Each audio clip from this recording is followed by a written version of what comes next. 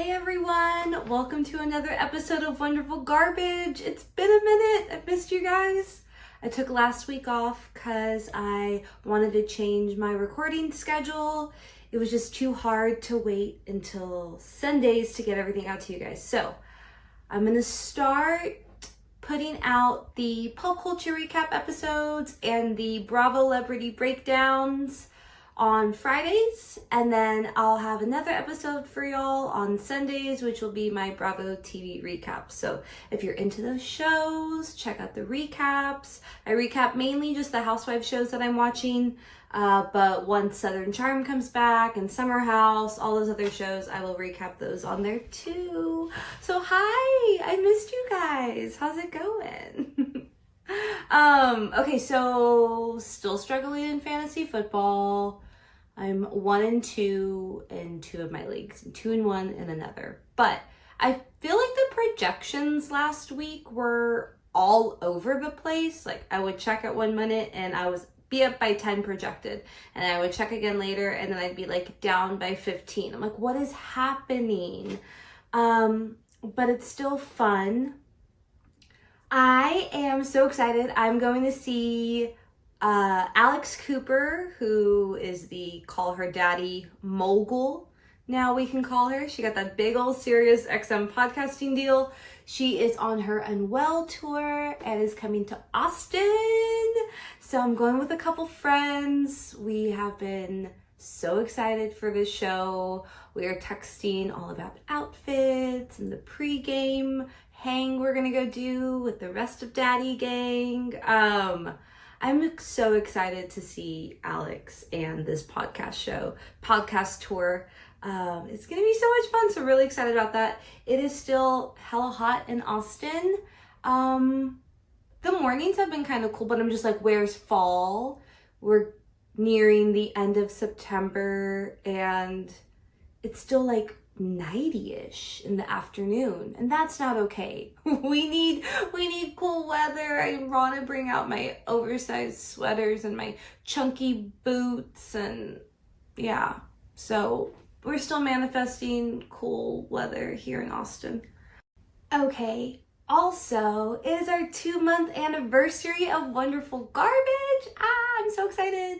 Thank you for listening. If you're new, thank you for checking out. It has been so much fun to put this together. It has been a lot of fun. So thank y'all. Who knows where we're going to be a year from now? Doing this, maybe a better backdrop. But yay, happy 2 months for Wonderful Garbage. I just had a little stutter. I'm too excited. Okay, let's get to our pop culture recap.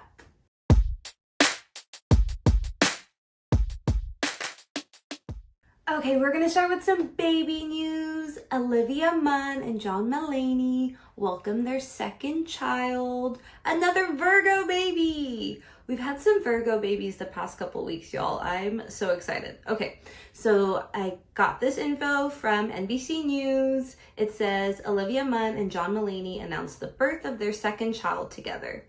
May June Mulaney was born September 14th. Munn wrote on Instagram on Sunday.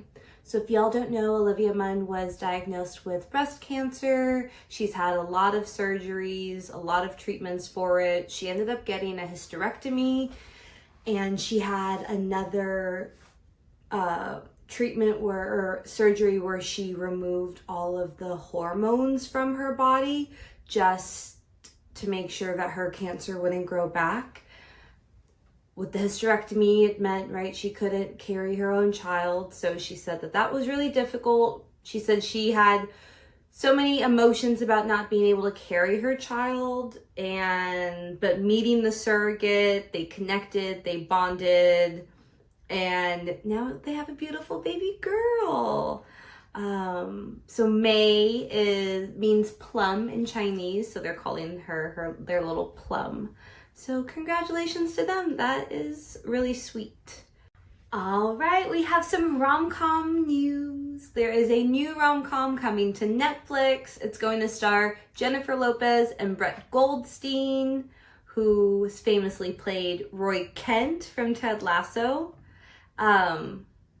Goldstein, sorry, Brett Goldstein. They're going to start a new movie together. There are no plots or details yet, but it's titled Office Romance, so a new J.Lo rom com, because it's been a couple years since we've had one.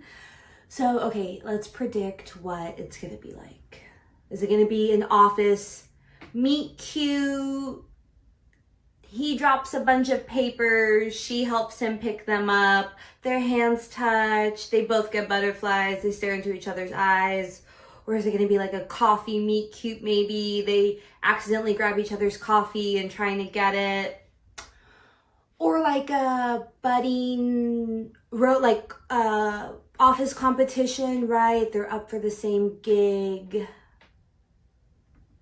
Working on a project, falling in love. Oh, who knows? But so Brett actually is obsessed with J.Lo.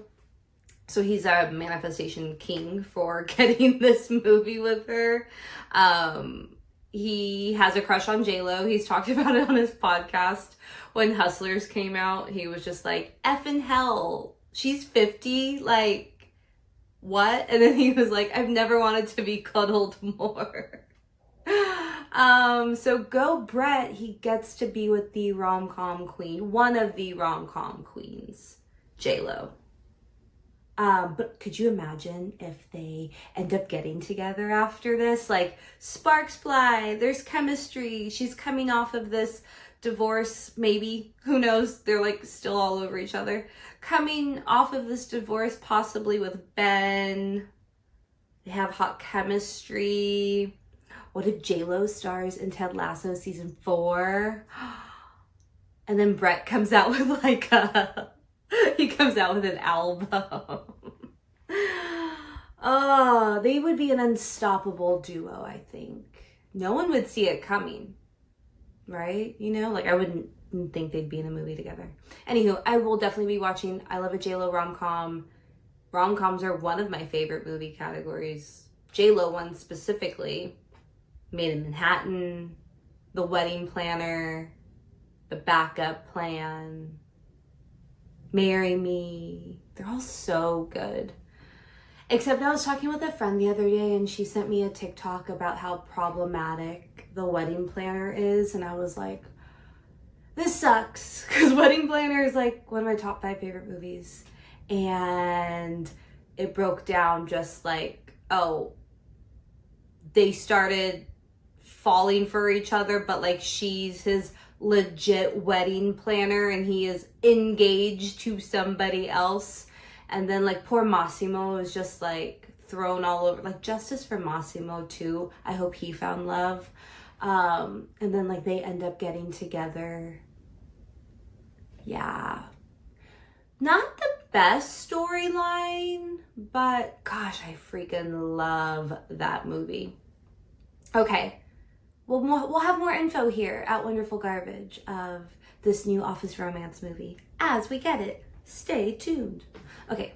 Ooh, let's talk about some unlove news. Channing Tatum and Jenna Dewan's divorce is final. Finally, y'all. So, article from People, Channing Tatum and Jenna Dewan have reached a settlement to finalize their divorce 6 years after they broke up. The shit's been going on for a minute. Both waive spousal support and it cancels out a trial that they were supposed to have in December about it. So they got married back in 2009. They met on the set of Step Up in 2006. I should watch that movie. Because it's been a minute. They have a daughter together and then they separated in 2018. So yeah, this whole divorce thing has been going on since 2018. Pre-pandemic divorce, y'all. How wild is that? Apparently they were going back and forth over his earnings with Magic Mike because those movies were such a hit. So the first one came out in 2010, and then the second came out in 2015. So they were still together when the first and second Magic Mikes were out. But also, how is the first Magic Mike 12 years old? It came out in 2012. That is insane! I feel so old. Anywho, congrats to them both because it's a long time coming. And they're engaged to other people. They've moved on. Go celebrate. That's exciting. Okay, and some not so great news.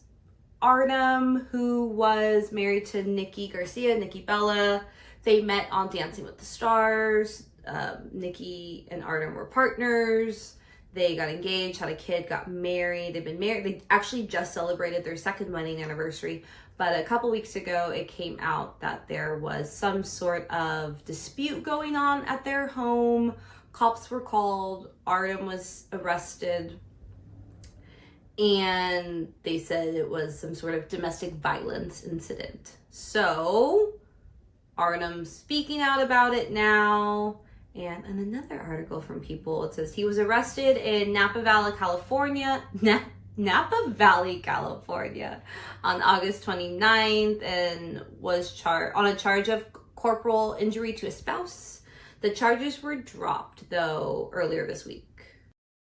Artem says, I am incredibly relieved and grateful that the domestic violence charges against me have been dropped. This has been an extremely difficult time for me. I am thankful that the truth has prevailed. My focus has always been and will always be on our son. He is my world. I love being a father. Just committed to providing him the support and the love that he needs to move forward. He wants an equal custody agreement and just wants to move forward. The attorney was saying that the attorney said, my understanding of the investigated facts surrounding the incident have led me to conclude from the beginning that Artem was not the primary aggressor of this incident. So it sounds like it was Nikki? Like she was the aggressor in it? I don't know. She's filed for divorce already, so probably best to part ways and do what is best for your son. It's so sad. They really did seem like endgame, but like you don't know. I hate that I said endgame. They really just, they seemed like they were good together.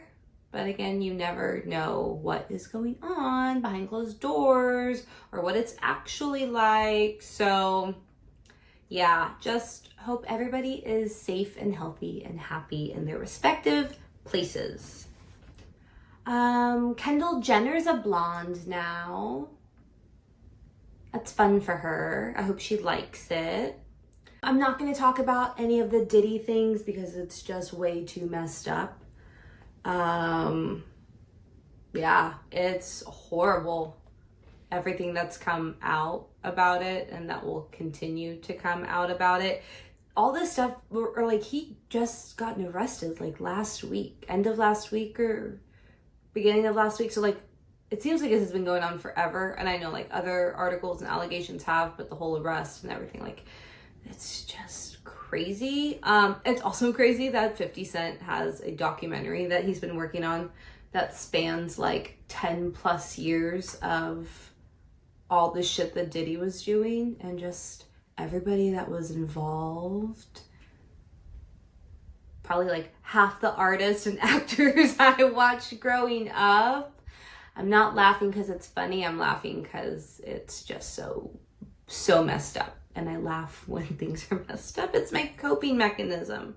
It's all really, really disgusting. And just pray for all of the victims and everybody that was involved. Because yeah, this was really, really shitty. Okay.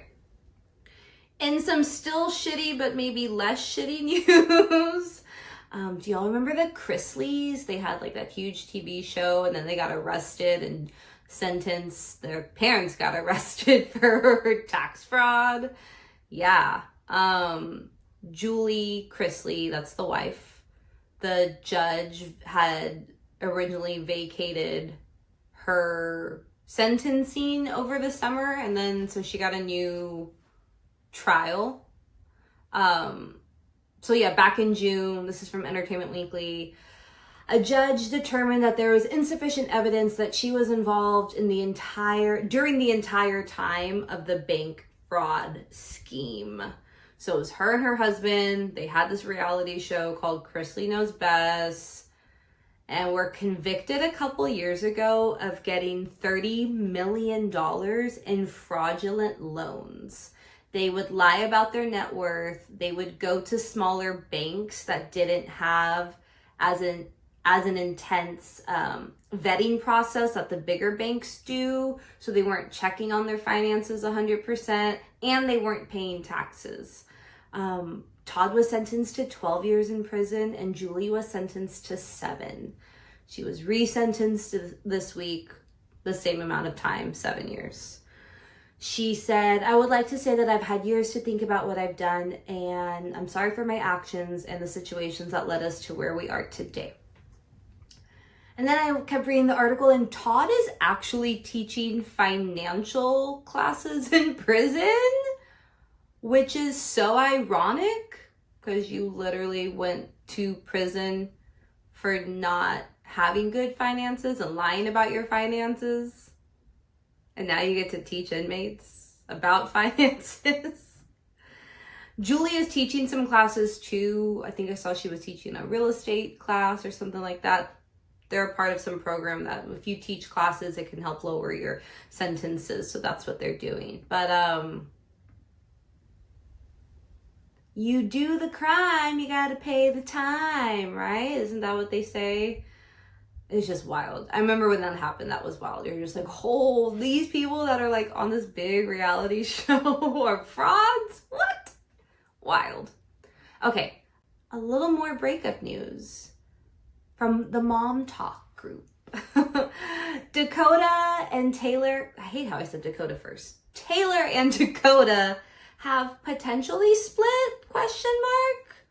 So Taylor Frankie Paul, she is one of the OG mom talkers, and her boyfriend / baby daddy Dakota are taking a break from each other. She did an interview with Us Weekly. She says, I would say we're working on things, and actually I have no idea where it goes with us from here. We're not fully together, but not fully done. I don't know what the future holds with him and I. Saying she is heartbroken. It's just a lot. She's trying to cope. She said it was hard for Dakota to see himself in the show, alluding to a bad edit, saying that he looks like an a-hole. You know, like she just really rushed into this relationship, this DM relationship after like a couple months or some months from splitting from her ex, then has this aggravated assault charge, another domestic violence thing happened between her and Dakota. They got pregnant, lost the baby, got pregnant again. Like a lot has happened. So then started filming the show. So maybe just pump the brakes a little bit on everything. But also we need producers and a camera stat. Also, I'm going to make a prediction. Manifesting. What if they're already filming season 2 of Secret Lives of Mormon Wives? They're keeping it under wraps. The girls are pretending that they have no idea about a season 2, acting like it's not happening, and then bam, surprise, new season drops New Year's Eve or something, right? Like, wouldn't that be crazy? Okay, manifesting it. It's gonna happen. I was watching Dancing with the Stars. I want to touch on that a little bit. I love Alona. Her and her partner are having the best time together. They are such a good match. Their energies are fun. They're silly. Like, I really like them. And then Reginald he's a Family Matters dad, also the Die Hard cop. Phaedra, of course, body yaddy yaddy. Bachelor Joey, get it, sir. He can move. Steven, the pommel horse guy, did so good on his first dance. He did good on his second one too. But his first one, he just came in and he was so like energetic and bouncy. And I think he was just like nervous, obviously. And he did so good. Like he legit looked like a professional while he was dancing. Surprise with Danny Amendola. he was saying like he's very focused, he's very disciplined, so even like he's never danced before, he's gonna practice really hard and figure it out. And yes, sir. I'm liking it. Go Danny. Okay, so Dwight Howard's also on it, hella tall basketball player. And the first dance that they did, there wasn't a lot of connecting. It was like lifting and jumping and parallel dancing. And the second week, his partner was like, okay, we're gonna need to do more like ballroom dance, like you and I are connected, but there's such a crazy height difference. So instead of them being able to like put their hands on each other's shoulders or anywhere close, they have to do forearm holds because there's just no way that they can like touch each other like that. But he did so good. He's like really light on his feet and bouncy and fun and vibrant, and oh, I like it. It's been fun to watch. So this past week was week 2 of it. The first week they don't do any eliminations. Second week is a double elimination. So this past week, spoiler alert, Tori Spelling and Anna Delvey were voted out in this week's double elimination. I do feel bad for Tori. She seemed really, really excited about it, really excited to get back on TV, do this for her kids, get herself back out there. She's gone through a lot of stuff in the last couple of years. So yeah, I wish they did like a Dancing with the Stars redemption season, and people who got voted off early but like are eager to do it again could come back. If that's a thing, let me know, because I'm really not sure. But glad Anna Delvey's gone because she is an ungrateful person. They asked her at the end when she was getting eliminated, and I'm sure you've seen it all over social media, what did you learn from this experience, or what are you taking from it? And she just said, nothing. You're like, really, bitch? Nothing? Your ass got out of the house. Aren't you on house arrest? Be grateful that you could be here. Now go back home. I don't know. It was just, and I feel bad for her partner. It was his first year doing Dancing with the Stars. So, redemption. Him and Tori Spelling should just rekindle. I don't know. I liked Tori's partner too. Anywho, watch it. It's cute. Okay, I also watched the Golden Bachelorette. And if you live in the Austin area, or in Austin area, come to the Dainty Dillo every Wednesdays. They're doing a Golden Bachelorette showing. Half off espresso martinis and a couple of their other drinks. Their food's delicious, but make sure you order it as soon as you get there because it took forever for us to get our food last week. It's a lot of fun. It's really cute. So Joan is their Golden Bachelorette. I'm going to recap a little bit of the first episode because I didn't do a podcast last week and I really like it. I'm not a bachelorette girly normally, but I've said it before. I like the older, the golden one, just because everybody's lived some lives. They've been through some shit. They're silly and they're fun, but they're not thirsty young meatheads trying to gain more Instagram followers or thoughts or anything, you know? Okay, so first episode, we meet all the men. These are my front runners of like the beginning. Charles L. He loves Britney Spears. Chalk. He likes to make chicken noodle soup. David, he's a rancher from Austin, so automatically on my list. Keith, he's a girl dad. He drove up in a station wagon, like, oh my goodness. The Chevy Chase, it's right on the tip of my tongue. Oh my goodness. The the Griswolds. Goodness. It's like the Griswolds. He drove up and there was like luggage on the top of the roof of the car. And he was like, come on, let's go. Let's get away. Let's go to the beach. Blah, blah. It was really cute. And Pascal. I like first episode Pascal. Second episode Pascal's getting on my nerves. A lot of them are widows, including Joan. So they just have a different outlook on love and they are there to find somebody. And I love that so much. There's one guy who gets out of the limo with a cane and he's like walking all frail and then the cane falls and he falls and Joan's like, oh no. And then he gets up and he starts doing push-ups. I'm like, damn, dude. So they're like all meeting the people. All the guys are meeting. Joan's taking different ones to talk to them. And then some are on the couch and they're like, all right, so how many fake hips are here in the group? And it was really funny. And then another guy, they had like some props and they have landline phones and they're calling Joan with the big long phone cord. And that was really funny. There's a couple guys in dad mode 100%. They're walking around the mansion. One guy was like counting all the candles. He's like, all right, I think we got about 70 candles lit here all around. And another guy, this was Charles L., which I love him so much. He's checking out the cookware and he's like, oh, okay, it is real. And then he opens up the pantry and he's like, oh, there's food in here. Like, we have a lot of food. And he's just like looking around. He's knocking on the countertops in the kitchen, like inspecting. Oh my goodness. They're just like total dads. It really made me laugh. One guy, Jack, he's a caterer and he cooks a whole ass meal the first night for Joan and him. And it was like a heavy, hearty meal. He made like pork tenderloins and asparagus with a cream sauce. And it was awesome. But it was fun. They like all met each other. Keith, who's the girl dad, he got the first impression rose. So that was cute. And then they had elimination the first night. And our rancher David from Austin didn't get chosen. So he got sent home. So episode 2, which aired this week, the guys are all checking out the house.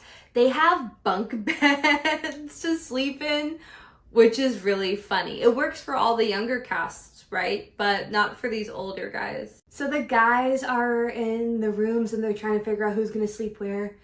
One's like, I have a bum knee. I can't get up there. Another one's like, I go pee like 5 or 6 times a night. I need to be on the bottom bunk.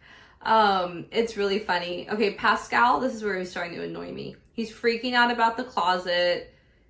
He wants a whole closet to himself because he brought so much stuff and he likes to lay out his belts and his hats and his shoes and all this stuff. And you're just like, dude, like, I get it. All of these guys probably haven't lived with another guy in a very long time other than like sons or brothers or whatever. But yeah, come on, Pascal, like, it's okay.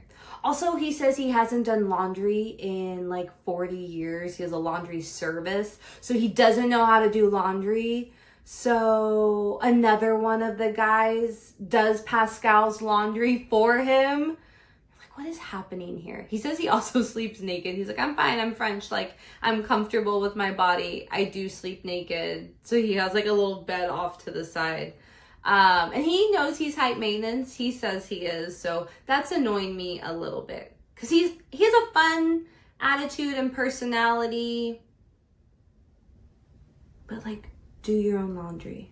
I don't know. Don't have somebody else do your laundry, you know? Okay, so in this episode, they do 2 group dates. So one half of the guys go with Joan for a prom. They call it senior prom. So they're dressing up in suits. Some of them have suits like from the 80s. They're helping each other like with their ties and getting their jackets on. And it's so fun. There's 80s music playing when they get Taylor Dane, who is a Grammy Award winning singer. She had some big hits back in the day. She's there to perform. So all the guys are taking turns dancing with Joan and enjoying their prom. And Charles L., our fave, he's sitting by himself in the bleachers. And he has a confessional and he's like, just like after my wife passed, I just shut down. Like, I'm really lonely and it's hard not doing things with my wife. And he doesn't know how to get back out there and even just hang out and have fun, which is why his daughter really wanted him to be on the show, because he has just been really closed off since his wife passed away. But he just sits by himself and it's so high school, like a high school dance. No one's dancing with you. You're by yourself. You're just like chilling. And then they do prom queen and prom king. So Joan is the queen, obviously, and they chose Jonathan, one of the contestants, to win prom king. He didn't actually go to his prom in high school. He had a date, but then she dropped out and he didn't end up going. And so he was like really touched by it. He even teared up a little bit. It cuts to a scene of the guys back at the villa, and they are taking naps like all around the house. The guys are like, if it's one thing we're gonna do is we're gonna take a nap. And then some of them were saying that some of their bunkmates snore really badly, so they're getting horrible sleep. Oh, it's just funny. I love this show. The prom date's done. All the guys are back. There's a one-on-one date later that day, and Chalk gets chosen for that date. They go to Disneyland. They go on rides and get snacks, and they get really dressed up. Joan's in like this really big princess dress. Chalk's in a tux, and they have a really nice dinner, and they talk about their previous partners. Turns out Chalk's wife, his wife passed away. And it's just really sad. So they're just bonding over the fact of being widows and putting themselves out there now in this new space. So there's another group date. It's a talent show. They did this one last year and it was really cute. So there's some juggling, there's some joke telling, there's some yo-yoing. One guy, he punched through a wooden board, but he had one of the other contestants hold the board, and he punched so hard he hit the guy in the chest or in the stomach. Another guy did sock puppets. There's this other contestant, Dan. He has tremors, and he did a little confessional and was saying that he was really nervous about going up there because when he's put in these situations, his tremors can get really, really bad. His hands start shaking a lot. He got up there and did like ribbon dancing. It was really cute. He ended up winning the talent show and a dinner date with Joan. But then there was a little dramas because one of the other guys really wanted a date. And he was like, I want to get more time with Joan. But that's like the extent of the drama because all these guys are hella kind and wonderful people. Then the next day, everyone's back at the house. They're cooking. They're doing a little low-key barbecue day with Joan. Everyone has like their own styles of how they're cooking stuff. This guy from New York is making burgers, and he puts barbecue sauce all over his burgers while they're cooking them. And I was just like, no. Also, I said cooking instead of cooking. When he's cooking them. And you're like, maybe a barbecue sauce side after. But you just need a little bit of salt and pepper on those burgers. Give it a really good char, really good flavor. Anywho, they are all meeting. They're all talking. Kelsey's dad, Mark, he pulls her aside. He pulls Joan aside for a little chat. And he was like, oh, by the way, like I speak German. I want to say some things to you in German and see if you get it. And so he's asking her questions. And then the last one he asks is, can I kiss you? And I'm like, ooh, suave move, sir. And she's like, yes. She's like, and you could have even asked me in English. So they had a kiss. Joan's been a little kissing with a bunch of the guys though too. So it's fun. Then they have another elimination. Jack, the caterer who made awesome food, who also just kept doing cannonballs in the pool on barbecue day. He didn't get a rose. Neither did this other guy, Bob, who was really sweet. So yeah, no more Jack. No more like really good food. How lame. That is all for the pop culture recap this week. Let's get into our Bravolebrity Breakdown.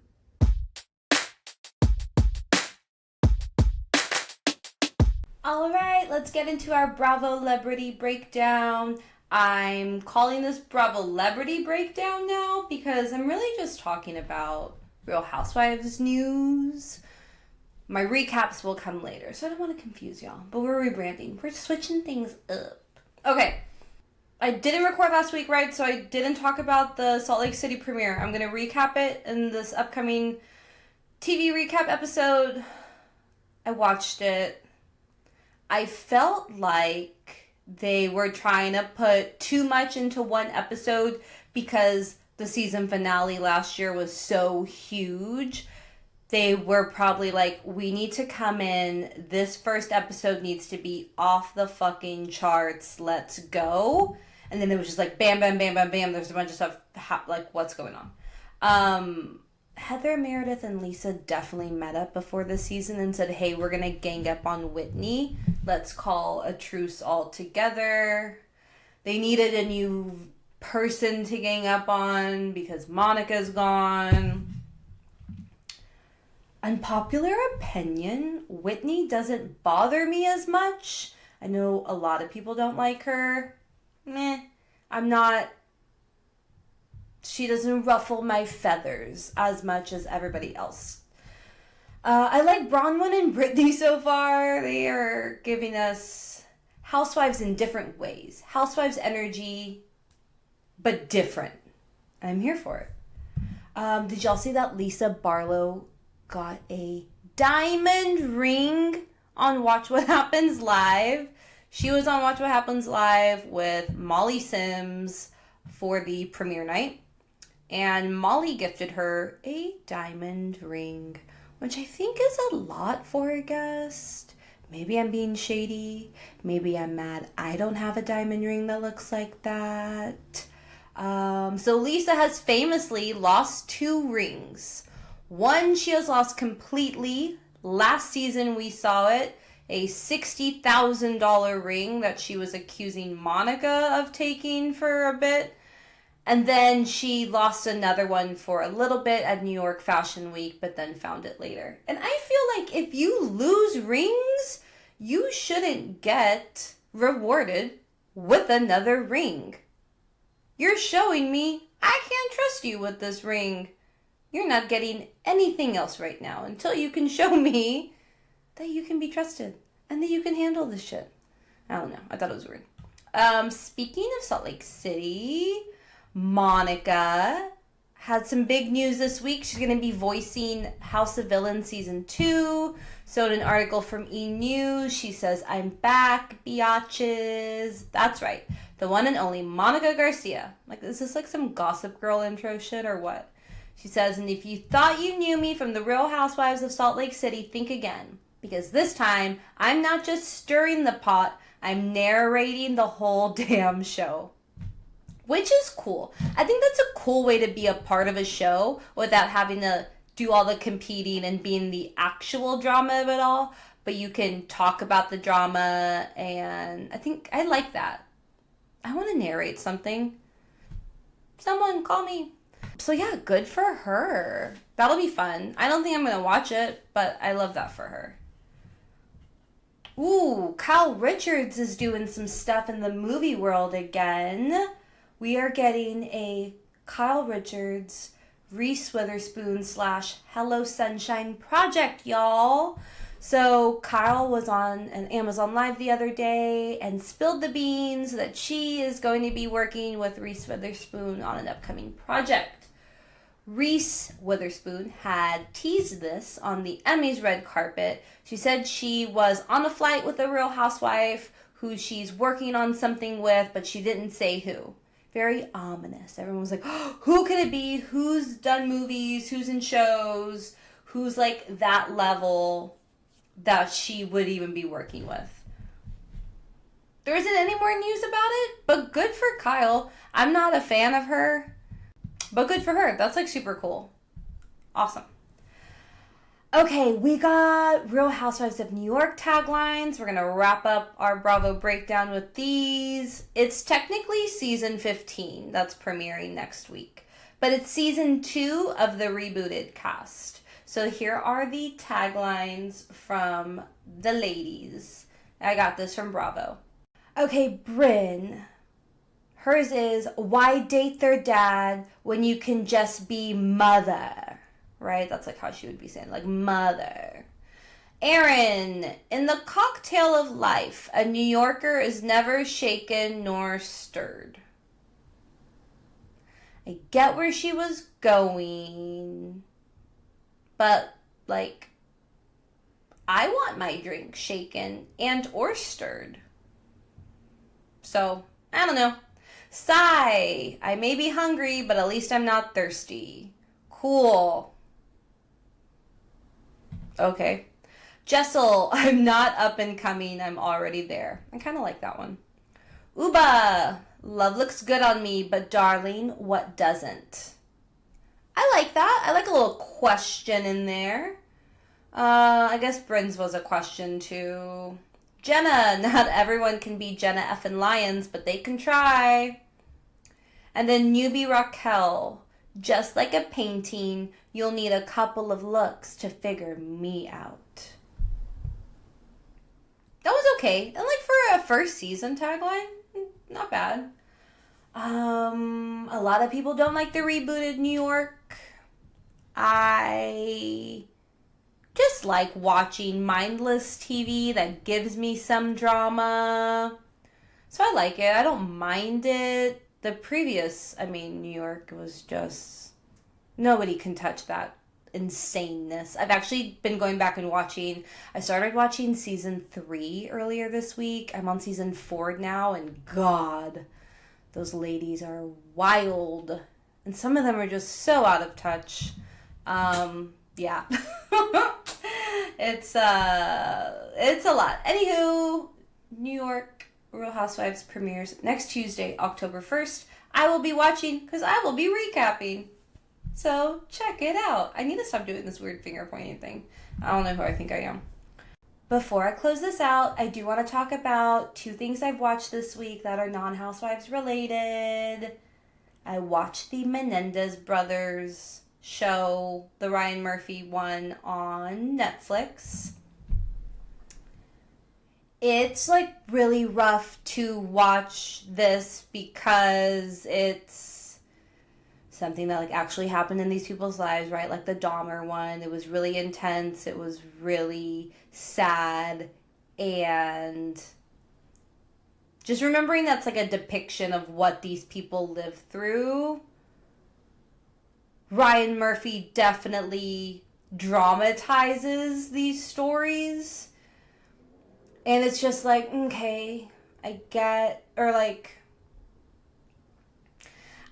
that you're trying to put your spin on it, but when it's stuff that like actually happened to people, I think you need to be a little more careful with what you choose to dramatize on.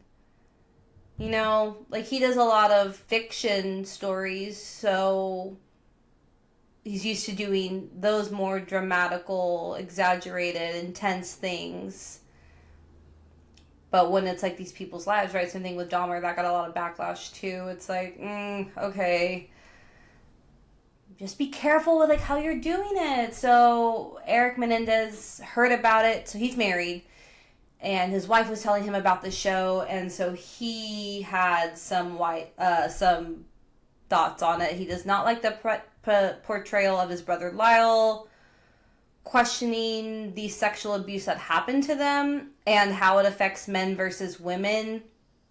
I said that was something that was really difficult in the trial, and to see the show kind of ebb back and forth through did they, didn't they, and how it affects you. Like, that's not something that needs to be like touched on. Like, do the research. It affects them, you know? He also doesn't like the insinuation that something went on with him and his brother, especially since his brother had abused him. Lyle had abused Eric because of what was happening to Lyle from their dad. Eric was also getting abused by their dad. And then the show insinuates that Lyle and Eric have an incestual relationship. And like that's where you don't need to dramatize on. You don't need to explore or think that just because someone had that idea back in the day that maybe something was going on. You know, it was just like, I don't know, it was hard. Eric was like, isn't our bad, like, the real life, isn't it bad enough? Like, couldn't you just make a movie on what actually happened, you know? Ryan Murphy commented about it, and this didn't sound great. I think it's interesting that he issued a statement without having seen the show. No shit, he's in prison. But hey, it was also his life. Ryan Murphy goes on to say it's really, really hard if it's your life to see it up on screen. The thing I found interesting is that he doesn't mention his... The thing I find interesting that he doesn't mention in his quote is, if you watch the show, I would say 60 to 65% in the scripts and in the film are around the abuse and what they claimed happened to them. He said, we do all of this very carefully. We've given them the day in court and they'll talk openly about it. He says, we are writing about all points of view and that can be controversial. It's like, and he was referring to the sexual abuse. Just don't. Like, didn't we learn anything from, like, creepy Woody Allen stuff? Like, we don't need the direction that he was trying to go in. But Lyle and Eric are getting a documentary on Netflix coming up in a couple weeks. It's going to be released. It's going to be titled The Menendez Brothers. It's going to be an audio-only documentary. So that should be interesting. Yeah, I don't know. It was rough to watch. Watched it over a span of a couple days. But yeah, I don't know. It's just hard when you're using people's real life stories for art. Maybe just don't if it's going to go in that direction. Okay, and then I watched Trap, an M. Night Shyamalan movie this week. Josh Hartnett stars in it, and damn, he plays a good psycho. Like a really good psychopath. Two really badass women try and do outsmart him. There's a twist at the end.